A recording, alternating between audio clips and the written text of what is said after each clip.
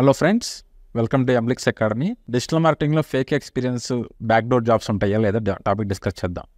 1 week back ఒక అబ్బాయి వచ్చాడు మన ఇన్స్టిట్యూట్కి. సో నాకు ఆన్ జాబ్ సపోర్ట్ ఇవ్వండి, ఇస్తే సరిపోతుంది, నేను డిజిటల్ మార్కెటింగ్ జాబ్ చేసుకుంటా అన్నాడు. ఓకే, ఆన్ జాబ్ సపోర్ట్ కావాలన్నావు కదా, అసలు ఎందుకు అని అడిగితే, ఏం లేదు సార్, నాకు జాబ్ వచ్చింది ఆల్రెడీ, నేను ఒక 3 years ఎక్స్పీరియన్స్ పెట్టేసి జాబ్ కొట్టేశాను అని చెప్పాడు. ఏంటి ఏం కొట్టావు జాబ్ ఏంటని అడిగితే, లేదు సార్, నాకు ఏం అవసరం లేదు, మీరు నాకు జస్ట్ సపోర్ట్ ఇవ్వండి చాలు, ఆన్ జాబ్ సపోర్ట్ అన్నాడు.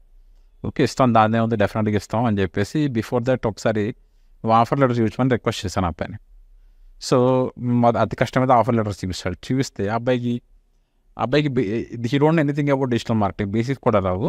ఒక ఎంత 4.5 lakhs సిటీసీ వాళ్ళు ఆఫర్ చేశారు. 4.5 lakhs సిటీసీ ఆఫర్ చేశారు కదా అని చెప్పేసి నేనేం చేశానంటే ఇమీడియట్గా కంపెనీని చెక్ చేసుకోవచ్చు కదా, నేను ఏం చేశానంటే రిజిస్టర్ ఆఫ్ కంపెనీస్ అని ఉంటుంది ROC, దానిలో చెక్ చేశాను. యాజ్ వెల్ వాళ్ళ సోషల్ మీడియా అకౌంట్స్ అని చెక్ చేశాను. నథింగ్, ఏమీ లేదు. అండ్ వాళ్ళు ఎంత దారుణంగా ఉన్నారంటే, వాళ్ళకి అబ్బాయికి టాస్క్ అసైన్ చేశారు. సో అసైన్ చేసి ఎలా టాస్క్ అసైన్ చేశారని మైక్రోసాఫ్ట్ టీమ్స్లో అసైన్ చేశారు. ఎవరు వర్క్ ఫ్రమ్ హోమ్ జాబ్ అంట. సో ఆఫీస్కి వెళ్ళాల్సిన అవసరం లేదంట, జస్ట్ టాస్క్ అసైన్ చేస్తే టాస్క్ అవుట్పుట్ ఇవ్వాలంట అని చెప్పాడు. Okay fine. సో నీకు ఎలా వచ్చింది జాబ్ అని మళ్ళీ కొంచెం స్ట్రెస్ చేస్తే అబ్బాయి ఏం చెప్పాడంటే, మొత్తం మీద నేను అడిగా ఎంత పే చేసే అమౌంట్ అని అడిగితే, నేను 1.5 lakh పే చేశాను సార్, రెఫరెన్స్ స్ట్రాంగ్ జాబ్ అది అని చెప్పాడు. ఓకే ఫైన్, అయిపోయింది. సో నేను నీకు రిఫరెన్స్ ఎవరు ఇచ్చారంటే ఏదో కన్సల్టెన్సీ వాళ్ళు ఇచ్చారు, కన్సల్టెన్సీ జాబ్ ఇస్తుందని చెప్పాడు. ఓకే, టాస్క్లు ఏమి ఇచ్చారంటే టాస్క్ చూసాం. సో టాస్క్ చూస్తే ఫస్ట్ టాస్క్ ఏమి ఇచ్చారంటే, అబ్రాడ్ ఎడ్యుకేషన్ కన్సల్టెన్సీ ఒకటి ఉంది, అబ్రాడ్ ఎడ్యుకేషన్ కన్సల్టెన్సీకి నువ్వు టాస్క్ చేయాలి. టాస్క్ ఏంటి, ఒక లోగో డిజైన్ చేయమన్నారు. సో టిపికల్గా లోగో డిజైన్ అని చెప్తారు డిజిటల్ మార్కెటర్కి, చెప్పరు.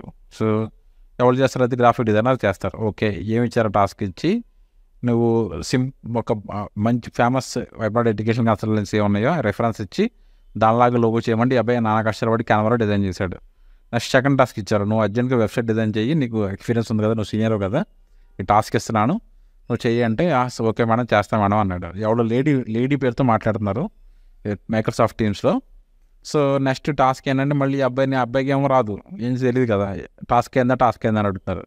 సో ఈ అబ్బాయి దగ్గర అవుట్పుట్ లేక నాకు గ్రాండ్ ఫాదర్ చనిపోయారు అని చెప్పి ఏవో స్టోరీస్ చెప్తాను చాట్లో చూస్తున్నా. సో ఆఫర్ లెటర్ ఇచ్చారు, అంతా ఇచ్చారు, బాగానే ఉంది. సో చివరికి ఏమవుతుందంటే, what will happen in this scenario, అబ్బాయికి టాస్క్ ఇచ్చారు కదా, అబ్బాయి ఎలాగో టాస్క్ చేయలేడు. సో చేయలేకపోతే ఏం చేస్తారు, టాస్క్ చేయలేకపోతున్నావు, నువ్వు ఎక్స్పీరియన్స్ పెట్టావని చెప్పేసి శాలరీ హోల్డ్ చేసేసి, సో నువ్వు బ్యాక్గ్రౌండ్ వెరిఫికేషన్ చేస్తాం, దానిలో ఇది రాంగ్ అని తెలిపిందని చెప్పేసి మళ్ళీ వాళ్ళకి డ్రామా స్టార్ట్ చేస్తారు. సో ఫ్రెండ్స్, మీకు ఈ ఎపిసోడ్లో మీకు చెప్పేది ఏంటంటే, మీకు షుడ్ బి కేర్ఫుల్. ఎందుకంటే జాబ్స్ అనేవి మార్కెట్లో మీకు రావాలి అంటే కనుక మీకు స్కిల్ ఉండాలి. మీకు స్కిల్ లేకుండా ఎవరో హైర్ చేసుకోరు. సో బ్యాక్డోర్ జాబ్స్ అనేది ఏంటంటే, సో నీకు బాగా స్కిల్ ఉండి, ఓకే, నువ్వు ఇంటర్వ్యూలో సెలెక్ట్ అవ్వడం కోసం HR టీమ్కి ఏదో ఆ ప్రాసెస్లో కొంచెం హెల్ప్ చేస్తారు తప్పిస్తే, అసలు ఏం స్కిల్ లేకుండా, ఏ నాలెడ్జ్ లేకుండా, సో మీరు బ్యాక్డోర్లో పెట్టేస్తే మీరు సక్సెస్ అయితే కారు. Be careful friends. మీకు ఏమైనా డౌట్స్ ఉంటే కనుక feel free to ask in comments. Thank you friends.